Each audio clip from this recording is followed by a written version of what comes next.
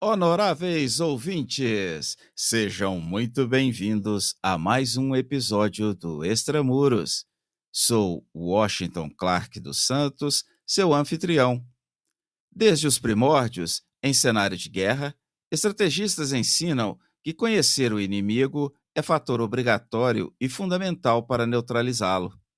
No conteúdo de hoje, finalizo a conversa com o policial penal Álvaro Vieira, autor da dissertação para seu mestrado em Linguística, O Certo pelo Certo, análise retórica da Constituição Ética do Primeiro Comando da Capital, uma pesquisa inovadora que nos traz uma perspectiva aprofundada sobre os mecanismos usados por essa organização criminosa para a construção de sua retórica e legitimação internas. Retomando o nosso diálogo, Álvaro, de que maneira o Estatuto do PCC estabelece mecanismos de combate à opressão, especialmente no cárcere? Em nossa pesquisa, ainda que de forma introdutória, informamos que entendemos o PCC composto pelo menos por 4 formatos, os quais não necessariamente se comunicam entre si. O primeiro, nós falamos do PCC raiz, entre aspas, que é oriundo do cárcere, cuja luta consiste em coibir possíveis opressões, abre aspas e fecha aspas, lançadas pelo Estado em razão da deficiência no tratamento penal. Esse é o nosso primeiro PCC, nós falamos sobre o PCC raiz e que permeou toda a nossa investigação. Mas nós temos um segundo, que para a gente é um PCC, abre aspas, ostentação, fecha aspas, que nada mais é do que aquele indivíduo que se diz integrante da ORCRIM, mas não segue a ideologia e as normas comuns a todos os integrantes. Um terceiro PCC também nos foi observado, que é o PCC, entre aspas, modal, e que funciona como uma franquia do crime. Nós falamos no nosso trabalho sobre branding, e que fora do estado de São Paulo incorpora características próprias de cada estado. Um exemplo disso, né, que nós citamos no nosso trabalho, é o primeiro comando da capital em Curitiba, o primeiro comando da capital em Belo Horizonte e assim por adiante. E o quarto PCC que nós percebemos é o PCC de hoje, talvez, o que está na massa, o que está na mídia, né, o que é muito propagado e muitas vezes cria uma confusão entre pesquisadores, que é o PCC que dá lucro, ou o PCC dos empresários, abre aspas e fecha aspas, né, e que se rendeu aos pilares do capital, do lucro, por meio da promoção de atividades ilícitas, e que nós sabemos bem. Percebam o quanto cada PCC destes citados são diferentes e, por vezes, não se comunicam. Possuem nichos de atuação bem distintos. O que há de comum entre eles é a atividade criminosa.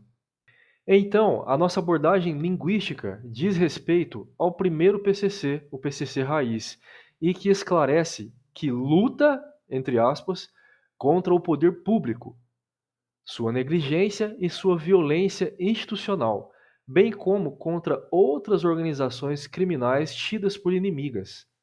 O mecanismo utilizado foi a oportunidade de manifestação de uma nova configuração social posta, só que com viés dedicado ao crime, ética e ética entre aspas.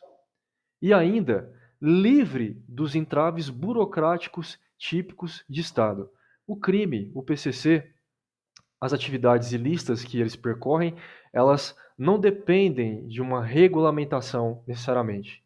O agente público, ele está sempre esbarrando no teto da lei. Ele pode fazer aquilo que alcança até o teto da lei. Se ele passar disso, ele incorre em improbidades. Quais são os argumentos quase lógicos e os que fundamentam a estrutura do real que você encontrou no discurso do PCC? Trata-se das análises que nós nos debruçamos em nossa investigação. Já demos algumas pistas, mas antes de tudo, Vamos conceituar tais argumentos que são da escola neorretórica. Segundo a teoria de Aristóteles, os argumentos se dividem em dois grupos: aqueles analíticos e que produzem conclusões razoáveis, e aqueles que são a nossa abordagem, chamados de dialéticos, os quais possuem a natureza de verossimilhança, isto é, de aparência de verdade. Assim, os argumentos quase lógicos são reconhecidos justamente por incorporar padrões próprios da lógica, de um raciocínio formal e similar. Ou seja, concluímos um determinado raciocínio de acordo com a interpretação fornecida por um orador. Assim sendo, em nossa aplicação, pautados pelo Estatuto do PCC, encontramos quase todos os tipos de argumentos da quase lógicas, e citaremos para ilustrar três deles. O primeiro, o princípio da não contradição. No Estatuto, naqueles itens que estão presentes ali nele, aqueles itens que afirmam as diretrizes e princípios fundamentais do PCC.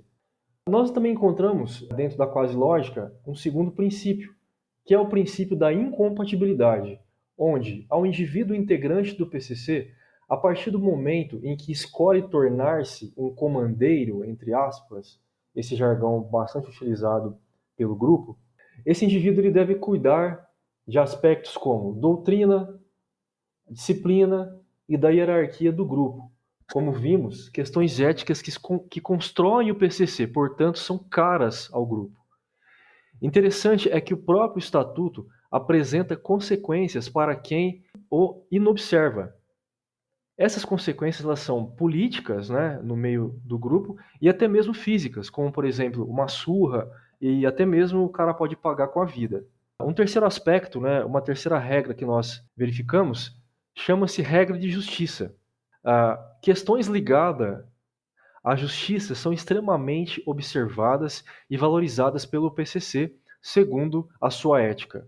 Então, a regra de justiça é invocada para promover um tratamento isonômico para causas comuns ao grupo, quaisquer sejam respeito mútuo, lealdade, obrigações, fortalecimentos, os famosos julgamentos, as ações sociais, o grupo promove entre si, para as famílias e para suas causas, né? As questões de disciplinas, entre outras. Fazendo uma brincadeira com o nosso título, a regra de justiça, ela é o certo pelo certo. E assim, encontramos muitos outros, né? É por isso que fortemente nós incentivamos a nossa audiência que vale a pena a leitura do nosso trabalho, até pelo certo ineditismo contido nele. A nossa segunda análise, ela se deu em face dos argumentos que fundamentam a estrutura do real. São aqueles acontecimentos particulares aceitos em um determinado domínio, cuja expectativa é que se tornem gerais. Em nosso caso, analisamos a incidência destes argumentos por meio da análise do modelo e do seu contrário, que é o antimodelo. Em síntese, o argumento pelo modelo apresenta algo que deve ser imitado como regra padrão, ou seja, o PCC é um padrão, o PCC é um segmento referencial para o universo da criminalidade. Logo, a sua justiça, entre aspas, o que temos falado bastante é a ética, entre aspas, também, a ser buscada. Em antagonismo, o antimodelo é demarcado em certas partes do estatuto. Por exemplo, quando promete disciplinar o integrante que frauda a norma, que frauda o estatuto e que produzam a desunião do grupo. Esse é um exemplo clássico que nós conseguimos pescar, que nós conseguimos pensar sobre, olha, não faça. Isso é um exemplo de antimodelo.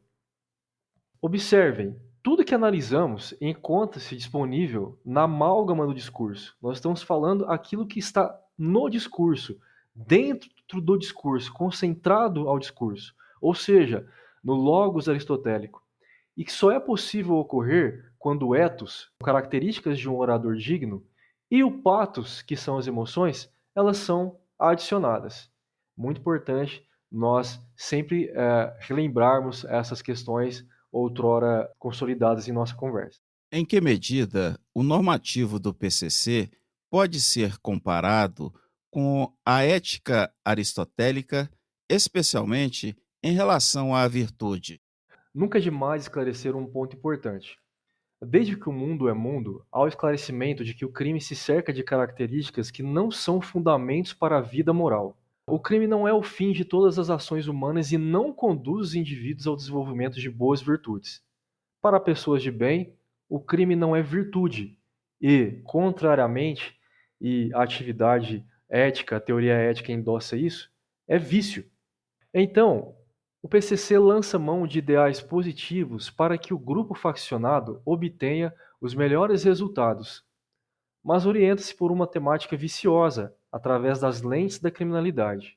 Portanto, e também por isso, nós temos dito desde o começo que é ética entre aspas. Ainda que a ética do crime não seja moral, para aqueles que se servem da ideologia criminosa como um meio para ser feliz, entre aspas, o desenvolvimento de uma ética peculiar, entre aspas, não será empecilho. Haja vista tratar-se da formatação de hábitos e costumes perfeitamente aceitos. Nisso, observamos que a virtude do PCC, entre aspas, dedica-se em identificar o melhor caminho para o grupo de acordo com a sua escala de valores, digamos assim, fator fundamental para a conquista e manutenção de sua causa. Isto é, a condição à felicidade, segundo a cosmovisão partilhada. Dadas as devidas proporções, isso é muito aristotélico, né?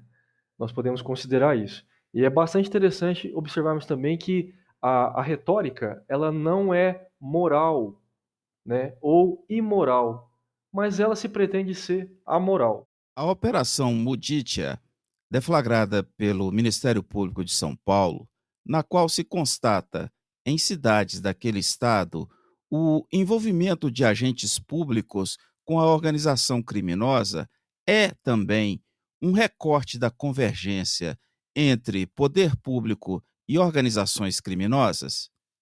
Há mecanismos eficientes para a oportuna detecção de tal convergência? Como bons aristotélicos que somos, acreditamos que a ética encontra a virtude quando toca os limites da justiça. Nós temos falado sobre isso em alguns tópicos da nossa conversa.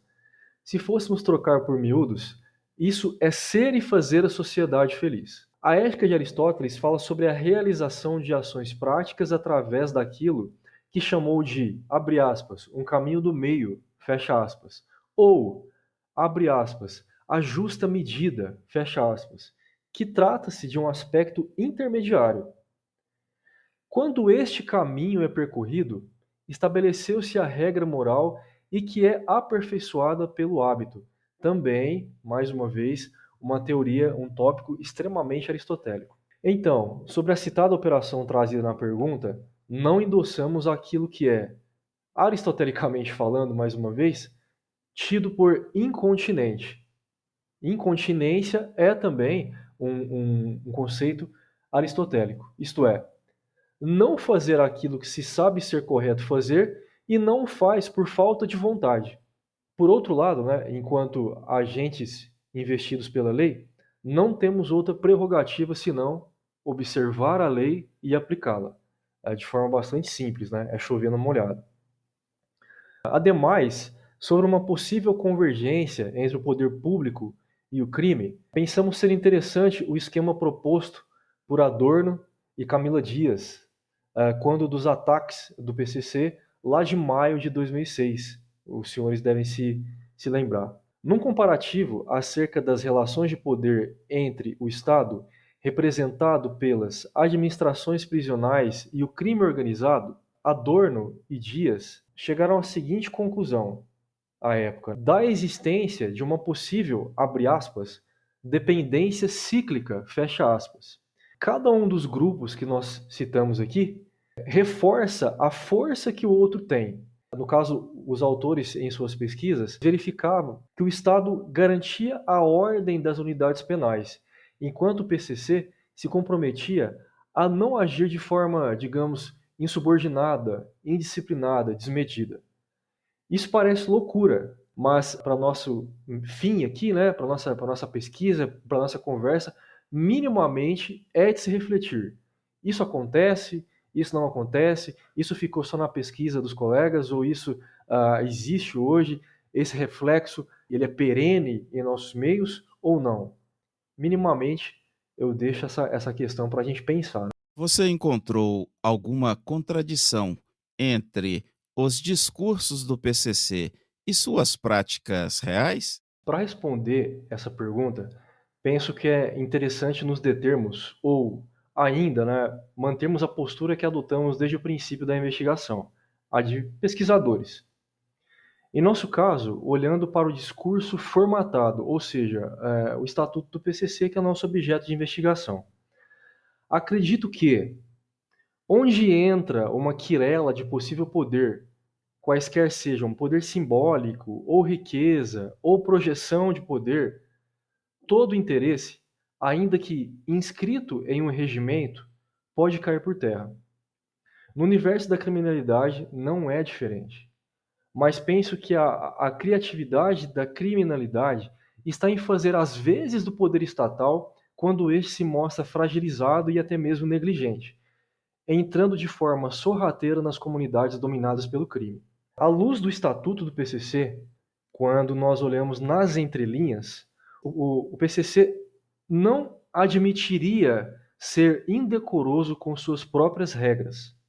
Por isso, apresenta uma alternativa tida como quase lógica, ao ter práticas que são verdadeiras para si, portanto, entre aspas, éticas. Hoje, as notícias recentes de uma possível cisão no grupo, como nós temos verificado do começo do ano para cá, acredito que só poderão ser melhor esclarecidas ou até mesmo pesquisadas para que possam ser respondidas com o tempo. Penso que precisamos aguardar os próximos episódios para verificar o que pode acontecer. Mas estamos atentos, né? Como você enxerga a influência do discurso do PCC na sociedade brasileira em geral? Entendes que o retardo no reconhecimento oficial da existência dessa organização criminosa teve consequências no combate a ela? Por quê? Absolutamente. Aliás, é bom comentar que, de modo geral, a adoção de uma postura preventiva, assim como nos ensina a doutrina de inteligência, por exemplo, parece não ser uma prática do Estado brasileiro, com raríssimas exceções. Não é de hoje que estamos pagando uma conta muito cara. Legalmente, de forma geral, a legislação brasileira permite mais investimentos em política tida como eleitoreira do que em políticas públicas. Me parece ter abre aspas, gabinete de administração de problemas, fecha aspas. E isso vem se perpetuando na história política de nosso país, né? Particularmente, eu adoro protocolos. Quem já trabalhou comigo percebe que estou sempre criando e regulando as questões de protocolos. Mas quando eles são providenciados para funcionar. Contrariamente, o crime não tem protocolos. Ele é o próprio protocolo. E, para o criminoso, observar uma estrutura como a do PCC, em que coloca as coisas, entre aspas, para funcionar à sua maneira, fecha aspas, e conforme a sua ideologia, somado à deficiência em investimentos em prol da educação, que seria a base das coisas, faz com que as organizações criminosas se fortaleçam cada dia mais, sem contar o aspecto da corrupção. Para quem lidar com a atividade de inteligência no dia a dia, né, de forma permanente, cotidiana, temos sempre que estar 10 passos à frente. Nossos gestores, né, diretores estão sempre nos lembrando acerca disso e nós fazemos questão de estar conversando isso com os colegas do dia a dia e que ombreiam juntamente conosco. As conclusões de sua dissertação alcançam aspectos relacionados ao comparativo entre a expansão da facção e o enriquecimento de poucos líderes da cúpula por meio da exploração do restante de seus membros? Nós não chegamos a explorar esse nicho. Contudo, como dissemos em algum momento da nossa entrevista, antes mesmo de nossa pesquisa tomar um corpo, tínhamos algumas desconfianças. e que, durante alguns cursos, seminários e eventos com os operadores da segurança pública, quaisquer sejam autoridades, etc., essas desconfianças elas foram se confirmando, né? Elencamos, no mínimo, 4 subdivisões de PCC e que, sinceramente, como agente de segurança pública e pesquisador, não sabemos se efetivamente essas fazem interlocução umas com as outras. Por exemplo, o PCC raiz e o PCC dos empresários, que está bem em voga hoje, possuem diferenças ideológicas, digamos, gritantes, né? Abissais. Mas, respondendo de forma bastante objetiva à pergunta, nós seguimos pesquisando e creio que a resposta continua contida no discurso. Como alguém que é pesquisador do discurso, né, e só o discurso e dentro do discurso, nós pretendemos nos manter dessa forma, procurando uma resposta dentro do próprio discurso. Quais são as implicações do seu estudo para a compreensão das dinâmicas de poder e moralidade dentro de organizações criminosas? Basicamente, virtuoso, entre aspas, será aquele criminoso que optar pelo PCC, aquele que seguir as diretrizes alternativas. Este indivíduo será, em analogia à teoria ética de Aristóteles, o indivíduo feliz. A relação de valor discursivamente praticada pelo PCC, cuja temática se insere por um viés persuasivo quando emite expedientes argumentativos com força de regulamento, que no nosso caso é um estatuto, chamou a nossa atenção. Embora os adereços ornamentassem condutas segundo os jeitos do crime, entre aspas, notamos que o discurso revelou-se como algo comum e pacífico de aceitação aos integrantes e entre os integrantes do PCC, e que, por uma ideologia razoável e cara ao grupo, era seguido à risca. Para nós, definitivamente, o resultado de tal persuasão se dá no interior do discurso. Como dissemos, e vamos dizer novamente, um orador tido por digno que foi capaz de alcançar o seu auditório de faccionados por meio de seu discurso lógico, em nosso caso, com aparência de verdade, ou seja, uma quase lógica. Meu caro, marchando para o final de nossa entrevista, reitero meus agradecimentos, te parabenizo pelo precioso material e deixo este espaço para suas considerações finais. Fraterno abraço. Bom, para finalizarmos, né, novamente agradeço pela oportunidade franqueada de expor uma pesquisa que foi tão importante, não só para a minha vida acadêmica, mas também, e talvez, e sobretudo, para a minha caminhada profissional. Eu agradeço ao amigo Dr. Clark, que certamente um dos primeiros gestores que enxergou em mim uma pedra bruta que precisava e ainda está sendo lapidada, né? Eu agradeço ainda a Sejusp, né, e o DPEM, por meio da Superintendência de Informação e Inteligência, que durante todo esse percurso, e isso continua, sempre estão me estimulando a percorrer a atividade da pesquisa. Eu não poderia deixar de comentar também a CAPES, né, pelo fomento à pesquisa, também a minha orientadora, querida orientadora de doutorado, a doutora Luana Ferraz, e aos colegas do grupo PARI, de pesquisa em argumentação e retórica, o qual fazemos parte, né? A audiência, né, nós pensamos, nós falamos sobre muita coisa aqui, né, hoje. Em Aristóteles, que é a nossa predileção, nós falamos sobre, abre aspas, um caminho do meio, né, fecha aspas, e que articula uma certa ética, entre aspas, e que fará que seus adeptos, no caso criminosos, né, alcancem uma dita felicidade, entre aspas, né. Pelo ensejo, se você que nos ouve procura um caminho e que o leve a ser feliz, saiba que Jesus Cristo te oferece hoje o passaporte totalmente de graça para esse caminho. Ademais, obrigado a todos os ouvintes e eu estou à disposição para outros esclarecimentos. Um forte abraço a todos e que Deus os abençoe. Honoráveis ouvintes, este foi mais um episódio do Extramuros. Sou o Washington Clark dos Santos, seu anfitrião. No conteúdo de hoje, finalizei a entrevista com Álvaro Vieira, policial penal, autor da dissertação O Certo pelo Certo, análise retórica da Constituição Ética do Primeiro Comando da Capital. Acesse www.extramurospodcast.com, saiba mais sobre este conteúdo e compartilhe nosso propósito. Será um prazer ter a sua colaboração. Pela sua audiência, muito obrigado e até a próxima.